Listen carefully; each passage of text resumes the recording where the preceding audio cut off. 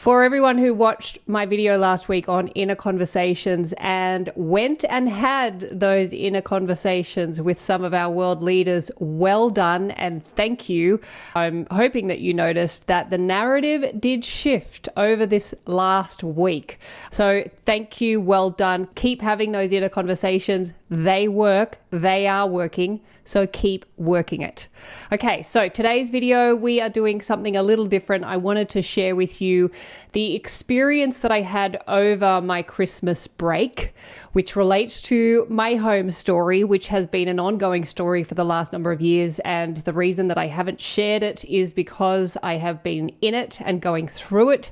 And I experienced a phenomenal breakthrough over the Christmas break. Finally, finally, it was a long time coming. I absolutely reached my end point with this story, and it was at that exact point where everything just completely opened up and I found myself exactly where I needed to be, and it was all thanks to I Am. And one other ingredient which I haven't spoken much about, but I will share at the end of the video. So that's what we're doing today.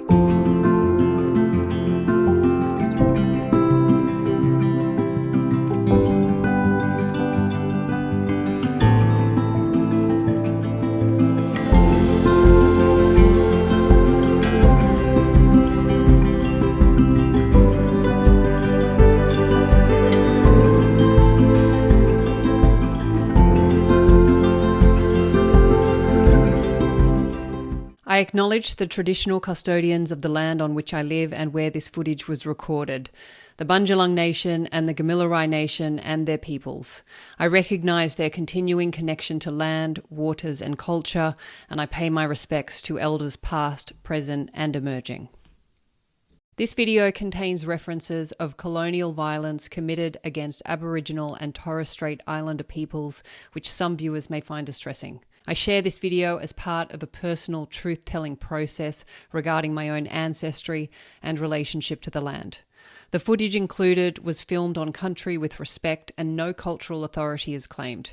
I speak only from my own position and responsibility, not on behalf of Aboriginal people or communities. My name is Hedley. I am a Law of Assumption coach here on YouTube. And if this is my goodness, I think sometimes when I'm about to share a personal story, I get a bit tripped up. So let's just get into today's video. One of the things that I often say, and I have said for a very long time, is that if you can't name it, you can't change it. In order to change it, you have to name it. And by that I mean we have to acknowledge the story in reality. Now, there are two truths. I've done a video on this a long time ago. There are two truths. There's the truth in imagination and there's the truth in reality. These are both true. One is real, one is unreal. One of the things that people can tend to do in this work is they jump over the truth in reality and go straight to the truth in imagination, and they just keep focusing on that truth. Now, that's great. Nothing wrong with that. However, if you are unable to acknowledge the truth in reality, you can't get to the truth in imagination. The truth in imagination can't come forward as a truth in reality until you acknowledge the current truth in reality, so it can move along and make space for that truth in imagination to solidify and take its new position as the truth in reality. Another way I've explained this in the past is, let's say you want to take a trip. Let's say you're flying from Sydney to London. So you use the old school way and you call up the travel agent and you say, hey, can you book me a ticket to London? And the travel agent says, sure. Where are you departing from? And you say, oh, no. I don't want to acknowledge that in case I get stuck here.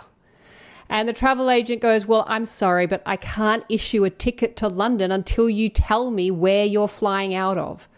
You have to be willing to acknowledge the current reality in its fullness, in its entirety, in its truth. And once you can acknowledge where you are starting from, then guess what? You're free to leave it. You're free to go to that state that is currently in your imagination and bring it forward and make it real in your reality. It's a perfect example of the story that I want to share with you, because for most of, if not all of my life, before I even started traveling, I never felt like Australia was my home. I never felt like I belonged here. I never felt like this was the right country. I felt like this was the wrong country. I'd been born into the wrong country, at times into the wrong family. And I just felt like there was somewhere else for me to be. And so for much of my life, I spent it traveling, looking almost for where my home was. And I spent a number of years in LA. I spent a couple of years in Bali. Every year I was going somewhere. And I was looking for this place that I was supposed to be because I was certain that it wasn't Australia. That all changed in 2019 when I had a couple of breakthroughs. For the first time, I actually had the thought, I just want to go home. I want to go home. I want to go home. And I came back to Australia and I found I found Neville. I started this channel and I have not wanted to go anywhere since. One of the first stories that I rewrote when I came into Law of Assumption and started working with I Am was my home story, because my home story has been a difficult one. From the home that I was brought up in to the homes that I've lived in, the home that I bought in Sydney. As soon as I purchased these properties, I immediately had issues with the neighbours. When I moved into this place, after I purchased it, the owners that I purchased it from, they came to give me a tour and show me everything. And the first thing they said to me was like, we need to let you know about the neighbours. And I was like, you are kidding me. And I'm in my thinking, I'm like, no, it's fine. I've got it. I'll take care of it. No problem. Woo, denial. It's such a wonderful coping mechanism. This time round, I could clearly see that this was a repeat of history, which is why I was like, all right, I'm going to get to the bottom of this story while I'm in this house, and I'm not moving from this house until I clear this story. Well, that process took a number of years, and towards the end of last year was when everything came to a head, and it got to the point where I was like, I'm done with this. I'm doing everything that I know to do. I'm putting everything into I Am, and I was getting a little bit of success, but what was actually happening was it appeared to be getting worse. Now, when it comes to working with I Am and working with my process, which I know works, if it's not working in that moment, it's because there's something else underneath it that's wanting to come up into your awareness. But I couldn't get that. No matter what I was doing, I couldn't seem to understand what was driving this issue with my neighbors, what was driving this problem, this issue that had followed me in every home that I had lived in. I could not seem to shape this story. And in the past, I would just leave because it just got too hard. And I almost did that with this house. So I put this house on the market last year because I thought, I am done with this. Even though I got some success with the situation, I was like, I don't even want to be here anymore. So I put the house on the market. Now, sure enough, the house didn't sell. And in the meantime, my neighbors on the other side, they sold. And I asked them, I said, who did you sell to? And they just went, and I went, no, you gotta be kidding me. And so what went from a bad story went to an even worse story. And I had a moment last year where I just felt so trapped. I felt stuck. I felt desperate. I was distressed. I was almost traumatized by this story. And I just was like, I know that this is for my highest purpose and my highest good and it's helping me, but I do not understand how. And I'm in I Am. I'm working with I Am the whole time and it didn't make sense. And so in November last year, I think it was about November, I decided I'm not going to hang around for Christmas. I'm going to go on a road trip. I'm just going to get Dora. We're going to get in the car and I'm just going to drive and I'm just going to go somewhere. And I had heard that Moree, which is a town in the middle of central New South Wales, had hot springs. It's famous for its artisanal springs. Now, this is a very out of the way town. And I thought, you know what? I'm going to book into a hotel and I'm just going to soak in some hot springs over Christmas. And that was what I had planned to do. So the moment I booked my trip to Moree, the situation with the neighbours started to escalate. What I mean by that is the situation just got really, really difficult. There was one night where the new neighbour who'd moved in, he was playing bongos for hours outside my window, just the same pattern over and over and over. And I just was like, I'm done. And I looked around at this house and I said, this house is not my home. And I don't want it looking like a home. My dad was a big art collector, and in particular, he was a collector of Aboriginal art. And so I inherited a lot of his art, and I also bought a number of pieces myself. So I had a number of Aboriginal pieces or First Nations people on my walls in my house. On this night, I just went around the house and I just took all of my art off the wall and I turned the artwork towards the wall because I was like, I do not want this place looking like a home. I'm done. And as I was taking one of these pieces, it was an artwork by an Aboriginal artist. And as I took it off the wall, I just had this moment of, what if this has something to do with my home story? Like, what if this has got something to do with what's happening? And I went to ChatGPT and I put into ChatGPT, give me the uncensored history of Australia. Like, give me the worst of the worst. You know, because when I have the truth of a story, I know what to do with it. But if I don't know what the story is, I don't have any command over it. And I clearly did not have the full story in terms of my home story. Do not give me the sanitized version. Do not give me the whitewashed version. Give me the real truth. Give me the whole truth and nothing but the truth. And it did, and it was horrifying. I had no idea that Australia was founded on a form of a business model in a way where the colonizers, the white settlers came in and pushed their way into the continent and just simply took the land. Now, in the taking of the land, they cleared the land in order to make it profitable. And what I mean by clearing is they killed and murdered and massacred hundreds and thousands of Aboriginal people. I knew none of this, none of it. Now, learning about this just in a general sense is quite devastating. It's horrific. It's confronting. It's awful. And I was having an emotional reaction just to the learning of this information. I just didn't have any idea about this. I have been living in ignorance. So that was confronting in and of itself. I'm then asking the question, am I somehow connected to this? Like, is this somehow in my consciousness that I've been unaware of this whole time? And that's why my home story's been, you know, the way it has been. So this is coming into the end of December last year. So then I realized, okay, well, I've got to understand my genealogy. So I contacted a genealogist and I was literally about to pay her $1,000 to find out my genealogy and to trace my family history when I suddenly remembered that I am a direct descendant of a man called Gregory Blaxland. Now, if you're an Australian person, you will have learned about Gregory Blaxland and William Lawson and William Wentworth in primary school, because these three men, in particular Gregory Blaxland, were European pioneers who came to Australia and was responsible for the European discovery of the pathway over the Blue Mountains, which led to the opening of the interior of the continent, which led to the colonization of Australia. So Gregory Blaxland is this revered pioneer. He is a significant figure in Australian history. So I'm a direct descendant. He's my great-great-great-great-grandfather. And the Blaxland name is revered. It's part of the colonial elite.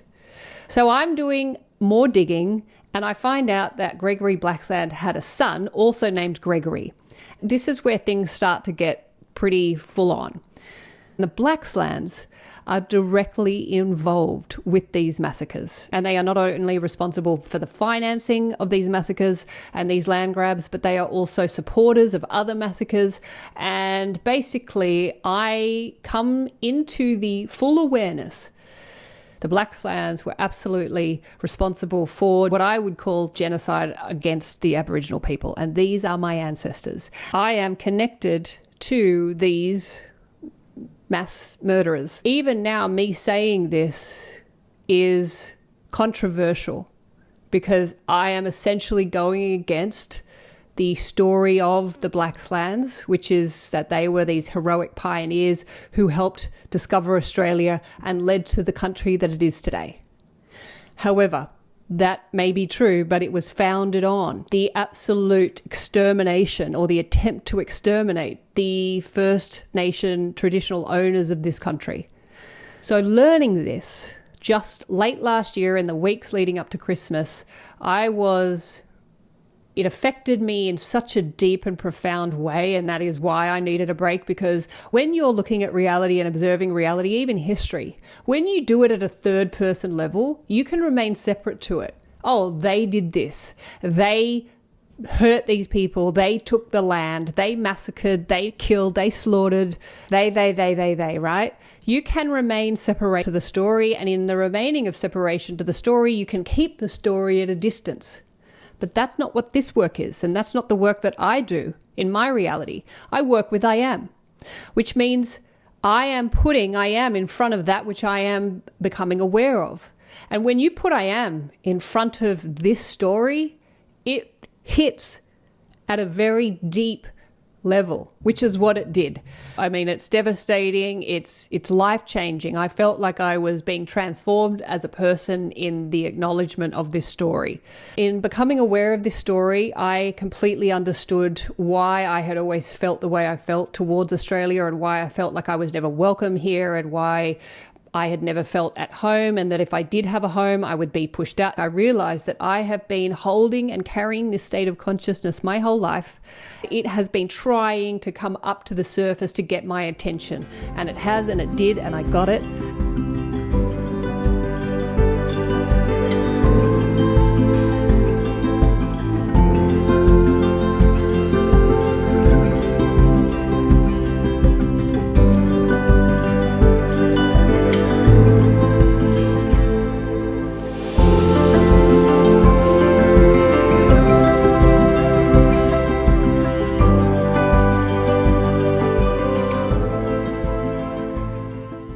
I had been aware of this information for about a week and a half, and it was Sunday, December 14th last year, when I caught up with my girlfriend in the morning and we went for a walk, and I said to her, this country is a wounded country. We are unhealed because we have failed to acknowledge our history. The colonization of Australia is founded on these massacres, and we cannot heal as a country until we acknowledge the truth of these massacres.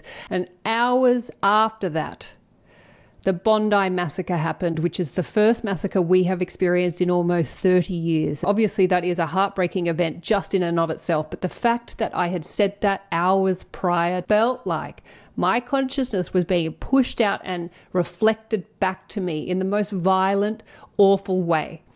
Now, I realised on that Sunday that I had been speaking in third person, that Australia was an unhealed country and we can't heal until we acknowledge our massacre history.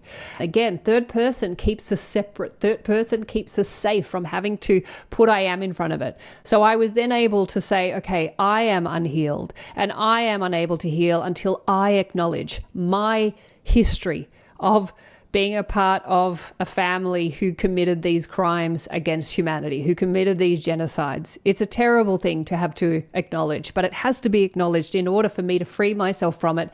We all have some kind of narrative. Unfortunately, this happens to be mine, but I also understand that I chose to be born into this country and into this family for this specific reason, because this has remained unhealed for generations. And so I am coming here to acknowledge what happened.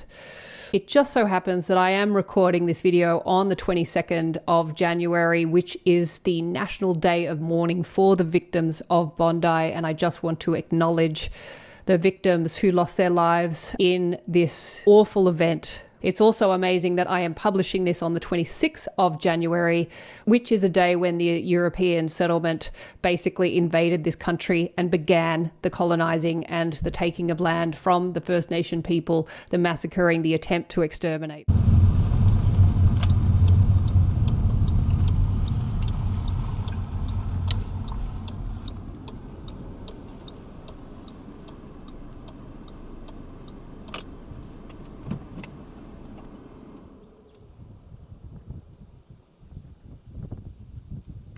So come Christmas Day, I packed up, Dora and we got in the car and I drove. We stopped by Tenterfield, which is interesting in and of itself, and we moved on to Moree. Now, when I got to Moree, without even knowing it, I had booked my Christmas break where I had thought I was just going to soak in some hot springs on the land where my ancestors did what they did and committed their atrocities. That's where I booked my holiday. The exact place that was their first land grab, and that was where they conducted their first massacres. Their first run, their first station was 20 minutes from the hotel that I was staying at. So I drove out there. As I was driving out there, it's as if I could feel the violence, that I could feel what had gone on there. The good news is that land that was taken from the Gamilaroi people has been returned and is now sacred Aboriginal land. Because I had Dora, I couldn't go on that land, so I just went to the perimeter, just basically to the side of the road. So I pick a spot and I pull over to the side of the road, and there's a beautiful tree, and I just set up a picnic by the tree, and I just sit down and I just sit. I basically just take my shoes off. I just connect to the land. And at some point, I just began speaking the truth and acknowledging what happened. I know what happened. I am sorry. I'm just so sorry. And I am sorry for what happened here, what my ancestors did. And I just kept acknowledging. I just kept speaking the truth out loud to the land. I know what happened. I'm sorry. I did the ho'oponopono a couple of times. I'm sorry, please forgive me. Thank you, I love you. And I sat there under this tree on the side of the road, and I was like, oh my God, this is why I came here. I booked this trip before I even knew any of this. That was wild in itself. I felt very much guided by my first person I am to be in that moment. And once I had acknowledged what had happened, I suddenly became very, very sleepy. So I lay down and I closed my eyes. And as I did, I just saw all these people, these Gamilaroi people coming out from the bushes. So from all directions. And they just came and they just stood around me and they just were staring at me. Now, this is in my imagination, but of course it's very real. And they all just stand around and they just look at me and I'm looking at them and they perform a welcome to country. Oh, and it was unbelievable. And it wasn't me directing my imagination. I had no idea what was happening. And I realized the reason that I've never felt welcome in Australia is because I haven't been. My ancestors never asked for permission to be here. And it was just such a simple thing, just acknowledgement. From that acknowledgement, they then welcomed me. It was amazing. And it was life-changing. Blown away, speechless. At some point, I knew I was going to have to leave. I really didn't want to leave. I just wanted to stay there all day, but I knew I would have to leave. And as I was leaving, I just said, I know that this has obviously happened in my imagination, but give me a sign in this realm, like give me a sign in the 3D realm that what I had just experienced was real. So I'm kind of like looking out for an animal or something. And as I'm driving away, this tornado suddenly just comes out of nowhere in front of the car. And I managed to get my camera and I got some footage. And the tornado sort of came towards the car and it actually moved across the road in front of the car and disappeared off into the trees. And oh my God, I was stunned. You can hear me on the video. Whoa. Whoa. Whoa. After that, my mum and my stepdad came to stay with me and I told them about that. And my stepdad said, that's called a willy willy. And I looked up what a willy willy was and what the spiritual significance was. And it represents a number of different things, but it's the ancestors letting you know that they are with you. And also it's a cleansing. And it felt like a very symbolic gift that I was given from the land and the Gamilaroi people. It felt very healing. It felt very cleansing. And yes, after that experience, I went back to the hotel and I went into the hot springs and I finally got to soak and I soaked. But before I got into the water, I acknowledged the water. I asked the water for permission. So that was my experience over the break. It was absolutely life-changing and I knew that it was very important for me to acknowledge the truth of my history because in the acknowledgement of it, it has shifted my home story completely. Now, I said in the beginning of the video that there was another ingredient to this work, and that is I attribute this experience to my work with I Am, but also to the breath, the raising of the energy up the spine. In December last year, I began working with a spinal flow practitioner, and what she does is she helps move the energy up the spine. Neville talks about this in his book. Dr. Joe Dispenza does this breath in his retreats. It's in the Bible. And I do believe that that is a very important ingredient in this work, is not only working with I Am, but working with raising the energy up your spine I'll speak more about this at another time, but I attribute this experience with both I am and the unlocking of the energy in the spine and letting that energy move and just clearing that pathway. So that's my story. That's my experience. It's very much the beginning. I believe that part of my decision to come here in this form and through this family and through this lineage is to participate in the acknowledgement of the story, but also the healing of the story and the rewriting, the revising of this story. And that's something else that I've been doing as well. So thank you for joining me. Thank you for listening. And I would encourage you, if your reality is not shifting, first of all, stay with I am, keep working with I am. I know it's difficult at times, but stay with it and keep trusting yourself. Keep bringing your reality into I am. That's key. And you will shift and move through whatever it is that you are facing that feels impossible to face. I am is the savior. I am is the one that will take you where you need to go and put you in exactly the right place at the right time to have the shift that you need to have in order to move into another iteration and another version of yourself and your experience here. So stick with it. Stay with I am. Keep the faith, and I'll look forward to seeing you in the next video. Bye.